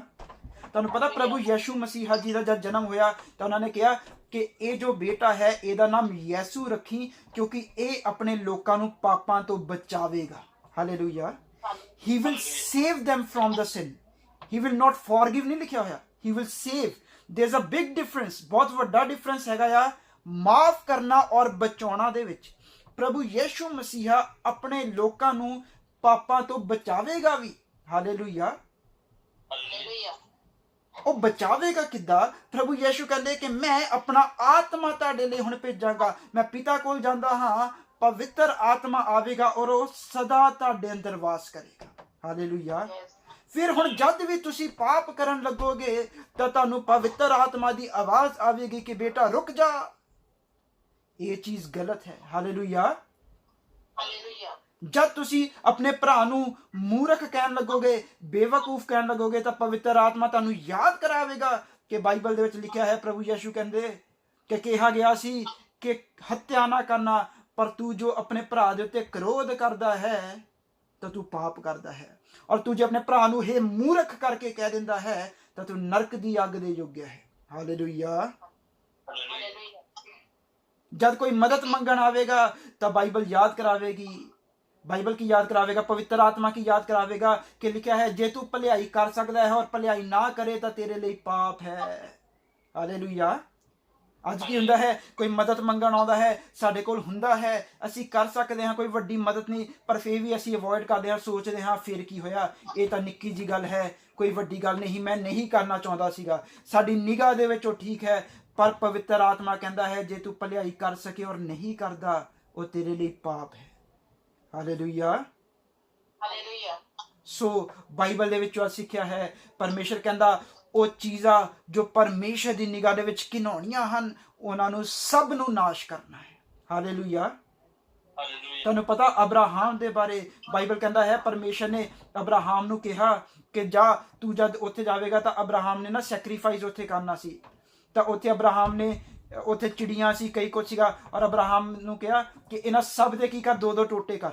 ਉੱਥੇ ਲਿਖਿਆ ਉਹਨੇ ਸਭ ਚੀਜ਼ਾਂ ਦੇ 2 ਟੋਟੇ ਕੀਤੇ, ਛੋਟੀ ਚਿੜੀਆਂ ਸੀ ਉਹਨਾਂ ਦੇ 2 ਟੋਟੇ ਨਹੀਂ ਕੀਤੇ। ਔਰ ਬਾਈਬਲ ਕਹਿੰਦਾ ਹੈ ਉਸੇ ਵਕਤ ਅਬਰਾਹਮ ਦੇ ਉੱਤੇ ਅੰਧਕਾਰ ਛਾ ਗਿਆ, ਉਹਦੇ ਉੱਤੇ ਡਰ ਛਾ ਗਿਆ। ਔਰ ਬਾਈਬਲ ਕਹਿੰਦਾ ਹੈ ਪਰਮੇਸ਼ਰ ਕਹਿੰਦਾ ਕਿ ਹੁਣ ਜੋ ਮਿਸਰ ਦੇ ਵਿੱਚ ਜਾਣਗੇ ਔਰ ਤੇਰੇ ਲੋਕ ਜੋ ਹਨ ਉਹ 400 ਸਾਲ ਦੇ ਲਈ ਗੁਲਾਮੀ ਕਰਨਗੇ। ਹਾਲੇਲੂਇਆ। ਕੀ ਨੇ ਕੀਤਾ ਸੀ ਉਹਨੇ? ਚਿੜੀਆਂ ਦੇ ਟੋਟੇ ਨਹੀਂ ਕੀਤੇ, ਉਹਨਾਂ ਦੇ ਤਰਸ ਖਾ ਗਿਆ। ਹਾਲੇਲੂਇਆ। ਅੱਜ ਅਸੀਂ ਵੀ ਇਸੇ ਤਰ੍ਹਾਂ ਕਰਦੇ ਹਾਂ, ਛੋਟੀ ਛੋਟੀ ਚੀਜ਼ਾਂ ਦੇ ਉੱਤੇ ਤਰਸ ਖਾਂਦੇ ਹਾਂ, ਅਸੀਂ ਉਹਨਾਂ ਨੂੰ ਇਗਨੋਰ ਕਰਦੇ ਹਾਂ। ਆਪਣੇ ਬੱਚਿਆਂ ਦੇ ਉੱਤੇ ਅਸੀਂ ਬਹੁਤ ਜ਼ਿਆਦਾ, ਬੱਚਿਆਂ ਵਾਰੀ ਤਾਂ ਬਹੁਤ ਵਾਰੀ ਇਗਨੋਰ ਕਰ ਦਿੰਦੇ ਹਨ। ਕੋਈ ਰਿਸ਼ਤੇਦਾਰ ਹੁੰਦਾ ਹੈ ਜਾਂ ਪਾਸਟਰ ਹੁੰਦਾ ਹੈ, ਅਸੀਂ ਸਭ ਚੀਜ਼ਾਂ ਇਗਨੋਰ ਕਰਦੇ ਹਨ। ਪਾਸਟਰ ਵਿਸ਼ਵਾਸੀਆਂ ਦੀ ਬਹੁਤ ਚੀਜ਼ਾਂ ਇਗਨੋਰ ਕਰਦੇ ਹਨ। ਸਮਝਦੇ ਨਹੀਂ ਪਾਸਟਰ ਕਿ ਤੁਹਾਨੂੰ ਕਿਹਾ ਹੈ ਕਿ ਨਾਸ਼ ਕਰੋ ਉਹ ਚੀਜ਼ਾਂ ਨੂੰ, ਉਹਨਾਂ ਦੇ ਵਿੱਚੋਂ ਕੱਢਣੀ ਹੈ ਉਹ ਚੀਜ਼ਾਂ, ਉਹਨਾਂ ਦੇ ਵਿੱਚ ਨਹੀਂ ਰਹਿਣ ਦੇਣਾ। ਕਿਉਂ? ਕਿਉਂਕਿ ਸਵਰਗ ਦੇ ਵਿੱਚ ਜਾਣਾ ਹੈ। ਬਾਈਬਲ 'ਚ ਲਿਖਿਆ ਹੈ ਕਿ ਇੱਕ ਊਂਠ ਸੂਈ ਦੇ ਨੱਕੇ ਦੇ ਵਿੱਚੋਂ ਨਿਕਲ ਸਕਦਾ ਹੈ, ਪਰ ਧਨੀ ਵਿਅਕਤੀ, ਲੋਭੀ ਵਿਅਕਤੀ ਸਵਰਗ ਰਾਜ ਵਿੱਚ ਨਹੀਂ ਵੜ ਸਕਦਾ। ਔਰ ਤੁਸੀਂ ਲੋਕਾਂ ਨੂੰ ਲੋਭੀ ਬਣਾਉਂਦੇ ਹੋ, ਤੁਸੀਂ ਉਹਨਾਂ ਨੂੰ ਕਹਿੰਦੇ ਹੋ ਹੋਰ ਕਮਾਓ, ਹੋਰ ਕਮਾਓ, ਹੋਰ ਕਮਾਓ। ਹਾਲੇਲੂਇਆ। ਤੁਸੀਂ ਤਰਸ ਕਰਦੇ ਹੋ, ਕਿਉਂਕਿ ਜੇ ਕਿਤੇ ਸੱਚ ਦਾ ਪ੍ਰਚਾਰ ਕਰ ਦਿੱਤਾ ਤਾਂ ਪਾਸਟਰ ਸੋਚਦਾ ਜੇ ਆਹ ਤਕੜੇ ਹੋ ਗਏ ਤਾਂ ਹੀ ਤਾਂ ਮੈਂ ਤਕੜਾ ਹੋਊਂਗਾ। ਹਾਲੇਲੂਇਆ। ਪਰ ਇਸ ਚੱਕਰ ਦੇ ਵਿੱਚ ਉਹ ਪਾਪ ਕਰਦਾ ਜਾ ਰਿਹਾ ਹੈ।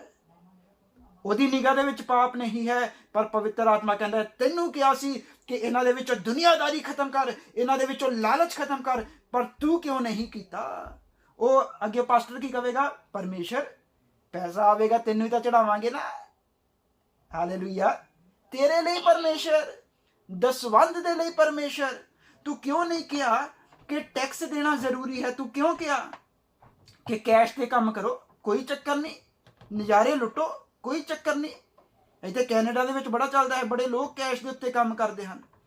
ਕਿਉਂ? ਸਿਰਫ ਟੈਕਸ ਚੋਰੀ ਕਰਨ ਦੇ ਲਈ। ਤੂੰ ਕਿਉਂ ਨਹੀਂ ਕਿਹਾ? ਪ੍ਰਭੂ ਯਿਸੂ ਨੇ ਤਾਂ ਆ ਕਿਹਾ ਸੀ ਕੈਸਰ ਦਾ ਕੈਸਰ ਨੂੰ ਦਵੋ, ਤੂੰ ਕਿਉਂ ਨਹੀਂ ਕਿਹਾ? ਤਾਂ ਅੱਗੇ ਪਾਸਟਰ ਕਹਿੰਦਾ ਪਰਮੇਸ਼ਰ ਕੈਸ਼ ਦੇਵੇਗਾ ਤਾਂ ਫਿਰ ਦਸਵੰਧ ਜ਼ਿਆਦਾ ਆਵੇਗਾ ਤੇਰੇ ਲਈ। ਪਰਮੇਸ਼ਰ ਕੀ ਕਹਿੰਦਾ ਪਿਆ? ਸ਼ਾਉਲ ਕੀ ਕਹਿ ਰਿਹਾ? ਪਰਮੇਸ਼ਰ ਤੇਰੇ ਚੜਾਵੇ ਦੇ ਲਈ। ਪਰ ਪਰਮੇਸ਼ਰ ਕਹਿੰਦਾ ਆਗਿਆ ਮੰਨੀ ਗਈ ਕਿ ਨਹੀਂ ਗਈ? ਹਾਲੇਲੂਇਆ। ਤੂੰ ਉਹਨਾਂ ਚੀਜ਼ਾਂ ਨੂੰ ਬੰਦ ਕੀਤਾ ਕਿ ਨਹੀਂ ਕੀਤਾ? ਅੱਜ ਪਾਸਟਰ ਇਹਨਾਂ ਚੀਜ਼ਾਂ ਦੇ ਵਿੱਚ ਗੁਨਾਹ ਕਰ ਦਿੰਦੇ ਹਨ, ਪਰ ਲੋੜ ਹੈ ਕਿ ਅਸੀਂ ਸਮਝੀਏ ਕਿ ਸੱਚ ਕੀ ਹੈ, ਕਿਉਂਕਿ ਆਗਿਆਕਾਰੀ ਜੇ ਨਹੀਂ ਹੈ ਤਾਂ ਅਸੀਂ ਸਵਰਗ ਰਾਜ ਵਿੱਚ ਨਹੀਂ ਜਾ ਸਕਾਂਗੇ। ਜੇ ਸਾਡੇ ਵਿੱਚ ਇਹ ਛੋਟੀਆਂ ਛੋਟੀਆਂ ਗੱਲਾਂ ਵੀ ਰਹੀਆਂ ਤਾਂ ਸਵਰਗ ਰਾਜ ਵਿੱਚ ਨਹੀਂ ਜਾ ਸਕਾਂਗੇ। ਬਹੁਤ ਜ਼ਰੂਰੀ ਹੈ ਕਿ ਅਸੀਂ ਧਰਤੀ ਦੇ ਉੱਤੇ ਸਭ ਚੀਜ਼ਾਂ ਨੂੰ ਹਰਾਈਏ। ਬਾਈਬਲ ਦੇ ਵਿੱਚ ਜੇ ਪ੍ਰਕਾਸ਼ਿਤ ਵਾਕਿਆ ਦਾ ਅਖੀਰ ਪੜ੍ਹੀ ਤਾਂ ਉੱਥੇ ਲਿਖਿਆ ਹੈਗਾ ਜਿਹੜਾ ਜਿੱਤ ਪਾਵੇਗਾ ਉਹ ਸਵਰਗ ਰਾਜ ਵਿੱਚ ਜਾਵੇਗਾ। ਜਿੱਤ ਕਿਸ ਚੀਜ਼ ਉੱਤੇ ਪਾਉਣੀ ਹੈ? ਇਹਨਾਂ ਪਾਪਾਂ ਦੇ ਉੱਤੇ ਜਿੱਤ ਪਾਉਣੀ ਹੈ। ਹਾਲੇਲੂਇਆ। ਕਾਇਨ ਤਾਂ ਹਾਬਲ ਨੂੰ ਪਰਮੇਸ਼ਰ ਕਹਿੰਦੇ, ਜਦ ਕਾਇਨ ਦੇ ਦਿਲ ਦੇ ਵਿੱਚ ਕ੍ਰੋਧ ਆਇਆ ਤਾਂ ਪਰਮੇਸ਼ਰ ਕਹਿੰਦੇ ਕਿ ਦੇਖ ਪਾਪ ਦਰਵਾਜ਼ੇ ਦੇ ਉੱਤੇ ਖੜਾ ਹੈ, ਪਰ ਤੂੰ ਉਹਦੇ ਤੇ ਜਿੱਤ ਪਾਉਣੀ ਹੈ। ਪਰ ਕਾਇਨ ਉਹਦੇ ਤੋਂ ਹਾਰ ਗਿਆ, ਉਹਨੇ ਆਪਣੇ ਭਰਾ ਦਾ ਮਾਰ ਦਿੱਤਾ ਔਰ ਫਿਰ ਉਹ ਭਗੌੜਾ ਹੋ ਗਿਆ। ਹਾਲੇਲੂਇਆ। ਅੱਜ ਅਸੀਂ ਦੇਖਣਾ ਹੈ ਕਿ ਉਹ ਸਭ ਚੀਜ਼ਾਂ ਜੋ ਪਰਮੇਸ਼ਰ ਕਹਿੰਦਾ ਹੈ ਨਾਸ਼ ਕਰੋ, ਉਹ ਕਰਨੀਆਂ ਹੈ। ਅਸੀਂ ਆਪਣੇ ਬੱਚਿਆਂ ਨੂੰ ਡਾਂਟਣਾ ਹੈ। ਅਸੀਂ ਜੇ ਕੈਨੇਡਾ ਦੇ ਵਿੱਚ ਆ ਗਏ ਹਾਂ ਜਾਂ ਇੰਡੀਆ ਦੇ ਵਿੱਚ ਵੀ ਹਾਂ, ਸਾਡੇ ਬੱਚੇ ਵੱਡੇ ਹੋ ਗਏ ਹਾਂ, ਉਹਨਾਂ ਨੂੰ ਡਾਂਟਣਾ ਹੈ। ਜਿੱਥੇ ਗਲਤ ਹਨ ਉੱਥੇ ਡਾਂਟਣਾ ਹੈ। ਕਈ ਵਾਰੀ ਬੱਚੇ ਆਪਣੇ ਮਾਤਾ ਪਿਤਾ ਦੇ ਨਾਲ ਬਹੁਤ ਉੱਚੀ ਆਵਾਜ਼ ਦੇ ਨਾਲ ਬੋਲਦੇ ਹਾਂ, ਅਸੀਂ ਕਹਿੰਦੇ ਹਨ ਕੋਈ ਚੱਕਰ ਨਹੀਂ। ਹਾਲੇਲੂਇਆ। ਪਰ ਤੁਹਾਨੂੰ ਪਤਾ ਬਾਈਬਲ 'ਚ ਲਿਖਿਆ ਹੈ ਕਿ ਬਜ਼ੁਰਗ ਨੂੰ ਡਾਂਟਣਾ ਬਲਕਿ ਆਪਣਾ ਪਿਤਾ ਸਮਝ ਕੇ ਉਹਦੇ ਨਾਲ ਪਿਆਰ ਦੇ ਨਾਲ ਗੱਲ ਕਰ।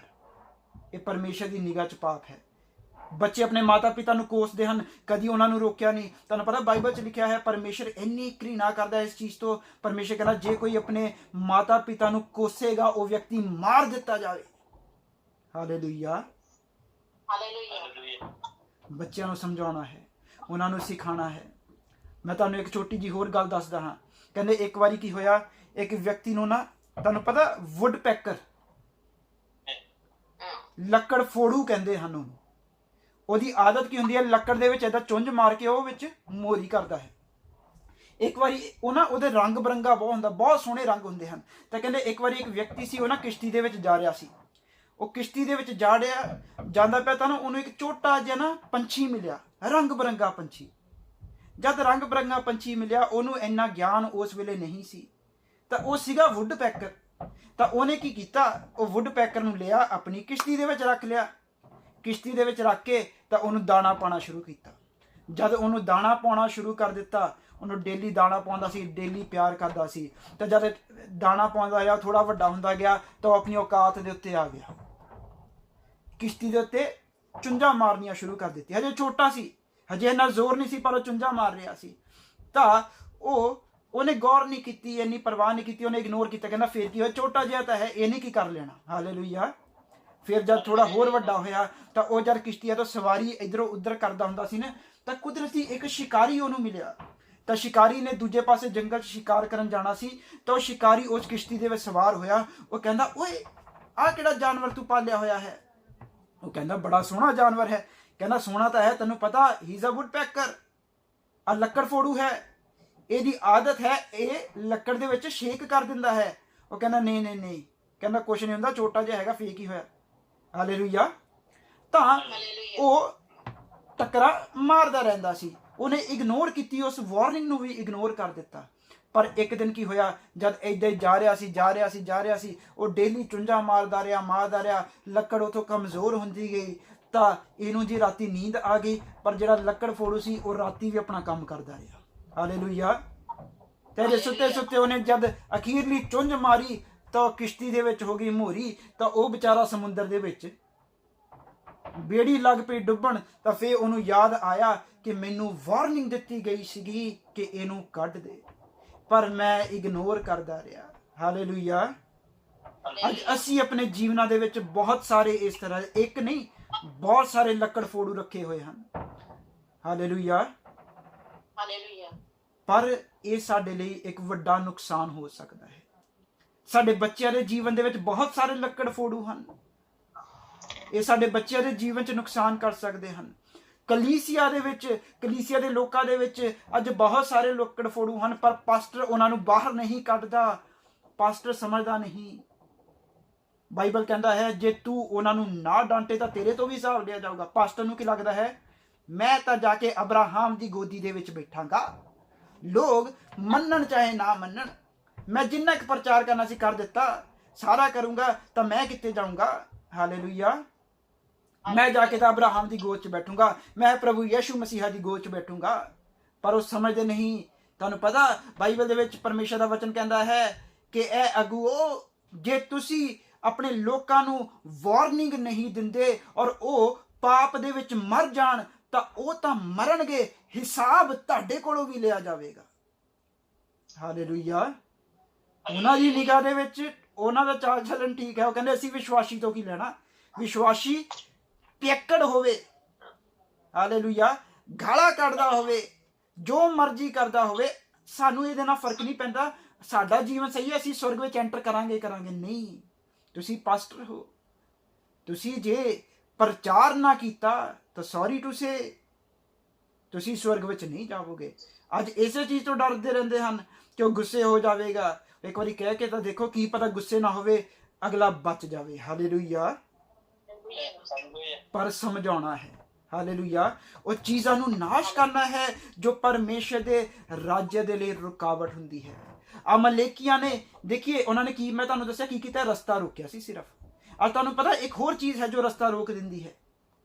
ਅੱਜ ਬੜੀ ਜਗ੍ਹਾ ਦੇ ਉੱਤੇ ਬਹਿਸ ਹੁੰਦੀ ਹੈ ਦਸਵੰਧ ਨੂੰ ਲੈ ਕੇ। ਹਾਲੇਲੂਇਆ। ਬਹੁਤ ਸਾਰੇ ਲੋਕ ਤੁਹਾਨੂੰ ਪਤਾ ਕਲੀਸਿਆ ਦੇ ਵਿੱਚ ਇਸ ਕਰਕੇ ਨਹੀਂ ਆ ਪਾਉਂਦੇ ਕਿਉਂਕਿ ਉਹ 10ਵਾਂ ਹਿੱਸਾ ਨਹੀਂ ਦੇ ਸਕਦੇ। ਹਾਲੇਲੂਇਆ। ਕਿਉਂਕਿ ਪਾਸਟਰ ਕਹਿੰਦਾ ਹੈ ਕਿ 10ਵਾਂ ਹਿੱਸਾ ਦੇਵੋ, 10ਵਾਂ ਹਿੱਸਾ ਦੇਣਾ ਹੀ ਦੇਣਾ ਹੈ, ਨਹੀਂ ਤਾਂ ਤੁਹਾਡੇ ਉੱਤੇ ਕੀ ਆਵੇਗਾ, ਸ਼ਰਾਪ ਆਵੇਗਾ। ਹਾਲੇਲੂਇਆ। ਪਰ ਮੈਂ ਪੁੱਛਦਾ ਹਾਂ, ਕੀ ਹੈ ਜੇ ਇੱਕ ਵਿਅਕਤੀ 10ਵਾਂ ਹਿੱਸਾ ਨਾ ਦੇ ਸਕੇ, 5ਵਾਂ ਹਿੱਸਾ ਦੇ ਸਕੇ, ਤਾਂ ਕੀ ਉਹਦੇ ਉੱਤੇ ਸ਼ਰਾਪ ਆਵੇਗਾ? ਜੇ ਇੱਕ ਵਿਅਕਤੀ 5ਵਾਂ ਹਿੱਸਾ ਵੀ ਨਾ ਦੇ ਸਕੇ, ਸਿਰਫ 2% ਦੇ ਸਕੇ, ਤਾਂ ਕੀ ਪਰਮੇਸ਼ਰ ਉਹਨੂੰ ਮਾਰ ਦੇਵੇਗਾ? ਹਾਲੇਲੂਇਆ। ਇਹ ਚੀਜ਼ ਵੀ ਪਰਮੇਸ਼ਰ ਦੇ ਰਾਜ ਦੇ ਲਈ ਰੁਕਾਵਟ ਦਾ ਕਾਰਨ ਹੈ। ਇਹਨੂੰ ਦੂਰ ਕਰੋ। ਪਾਸਟਰ ਨੂੰ ਕੀ ਕਹਿਣਾ ਚਾਹੀਦਾ? ਤੁਹਾਨੂੰ ਪਤਾ ਇੱਕ ਵਾਰੀ ਨਾ ਇੱਕ ਪਾਸਟਰ ਨਾਲ ਗੱਲ ਹੋਈ, ਮੈਂ ਉਹਨਾਂ ਦਾ ਨਾਮ ਨਹੀਂ ਲੈਣਾ। ਉਹਨਾਂ ਦੀ ਬੰਦਗੀ ਦੇ ਵਿੱਚ ਕੀ ਹੁੰਦਾ ਸੀ, ਇੰਡੀਆ ਦੇ ਵਿੱਚ ਬਹੁਤ ਵੱਡੇ ਪਾਸਟਰ ਬਣ ਗਏ ਹਨ। ਤਾਂ ਉਹ ਨਾ ਬੂਟ ਪਾ ਕੇ ਚੜ੍ਹਦੇ ਹੁੰਦੇ ਸੀ ਵੇਦੀ ਦੇ ਉੱਤੇ। ਤਾਂ ਇੱਕ ਵਾਰੀ ਉਹਨਾਂ ਨੇ ਗੱਲ ਕੀਤੀ ਕਿ ਪਾਸਟਰ ਜੀ ਇੱਦਾਂ ਨਾ ਗਲਤ ਆ ਬੂਟ ਪਾ ਕੇ ਚੜ੍ਹਨਾ। ਤਾਂ ਉਹਨਾਂ ਦੀ ਆਦਤ ਸੀ, ਉਹਨਾਂ ਨੇ ਕਲੀਸਿਆ ਦੀ ਸਭ ਕੁਝ ਬੋਲ ਦਿੰਦੇ ਹੁੰਦੇ ਸੀ। ਤਾਂ ਕਹਿੰਦੇ ਕਿਸੇ ਬ੍ਰਦਰ ਨੇ ਕਿਹਾ ਕਿ ਬੂਟ ਉਤਾਰ ਕੇ ਹੀ ਚੜ੍ਹਨਾ ਚਾਹੀਦਾ ਹੈ, ਜੇ ਬੂਟ ਪਾ ਕੇ ਚੜੂਗੇ ਤਾਂ ਤੁਹਾਡੇ ਲਈ ਪਾਪ ਹੈ। ਕਹਿੰਦੇ ਪਰ ਮੈਂ ਕਹਿੰਦਾ ਹਾਂ ਗੰਦੇ ਜੂਤੇ ਬਾਹਰ ਨਾ ਉਤਾਰੋ, ਗੰਦਾ ਦਿਲ ਬਾਹਰ ਉਤਾਰ ਕੇ ਆਓ, ਜੂਤੇ ਚਾਹੇ ਪਹਿਨ ਕੇ ਅੰਦਰ ਆਓ। ਉਹਨਾਂ ਨੇ ਇਸ ਚੀਜ਼ ਨੂੰ ਕੀ ਕਰ ਦਿੱਤਾ। ਤਾਂ ਮੈਂ ਫਿਰ ਸੋਚਦਾ, ਮੈਂ ਕਿਹਾ ਦਸਵੰਧ ਵਾਰੀ ਕਿਉਂ ਨਹੀਂ ਕਹਿੰਦੇ ਕਿ ਦਸਵੰਧ ਚਾਹੇ ਦਵੋ ਨਾ ਦਵੋ, ਆਪਣਾ ਜੀਵਨ ਪਰਮੇਸ਼ਰ ਨੂੰ ਦਵੋ। ਦਸਵੰਧ ਦਵੋ ਨਾ ਦਵੋ, ਆਫਰਿੰਗ ਦਵੋ ਨਾ ਦਵੋ, ਪਰ ਤੁਹਾਡਾ ਜੀਵਨ ਪਰਮੇਸ਼ਰ ਨੂੰ ਦੇ ਦਵੋ। ਆਹੀ ਸਭ ਤੋਂ ਵੱਡੀ ਚੀਜ਼ ਹੈ ਕਿ ਸਾਨੂੰ ਆਫਰਿੰਗ ਦੀ ਲੋੜ ਨਹੀਂ। ਇੱਕ ਜੋ ਸੇਵਕ ਹੁੰਦਾ ਹੈ ਉਹਨੂੰ ਇਸ ਚੀਜ਼ ਦੇ ਉੱਤੇ ਨਹੀਂ ਕਿ ਉਹ ਭੇਡਾਂ ਦੇ ਉੱਤੇ, ਉਹ ਜਿਹੜੇ ਲੋਕ ਹਨ ਉਹਨਾਂ ਦੇ ਪੈਸੇ ਦੇ ਉੱਤੇ ਨਿਗਾਹ ਰੱਖੇ, ਨਹੀਂ। ਤੁਹਾਨੂੰ ਨਿਗਾਹਬਾਨ ਉਹਨਾਂ ਦੇ ਪੈਸੇ ਦੇ ਉੱਤੇ ਨਹੀਂ, ਉਹਨਾਂ ਦੇ ਜੀਵਨ ਦੇ ਉੱਤੇ ਠਹਿਰਾਇਆ ਗਿਆ ਹੈ। ਅਮਲੇਕੀ ਜੋ ਸੀ ਉਹਨਾਂ ਰੁਕਾਵਟ ਬਣੇ ਕਨਾਨ ਦੇਸ਼ ਦੇ ਵਿੱਚ ਪਹੁੰਚਣ ਦੇ ਲਈ। ਇਜ਼ਰਾਈਲੀ ਨਿਕਲੇ ਹੋਏ ਹਨ ਕਿ ਕਨਾਨ 'ਚ ਪਹੁੰਚਣਾ ਹੈ। ਉਹਨਾਂ ਨੇ ਹੱਥ ਜੋੜ ਕੇ ਬੇਨਤੀ ਕੀਤੀ ਸਾਨੂੰ ਰਸਤਾ ਦੇਵੋ ਕਿ ਅਸੀਂ ਤੁਹਾਡੇ ਦੇਸ਼ 'ਚੋਂ ਨਿਕਲ ਸਕੀਏ। ਅਮਲੇਕੀ ਕਹਿੰਦੇ ਨਹੀਂ, ਅਸੀਂ ਰਸਤਾ ਨਹੀਂ ਦੇਵਾਂਗੇ। ਉਹਨਾਂ ਨੂੰ ਘੁੰਮ ਕੇ ਜਾਣਾ ਪਿਆ।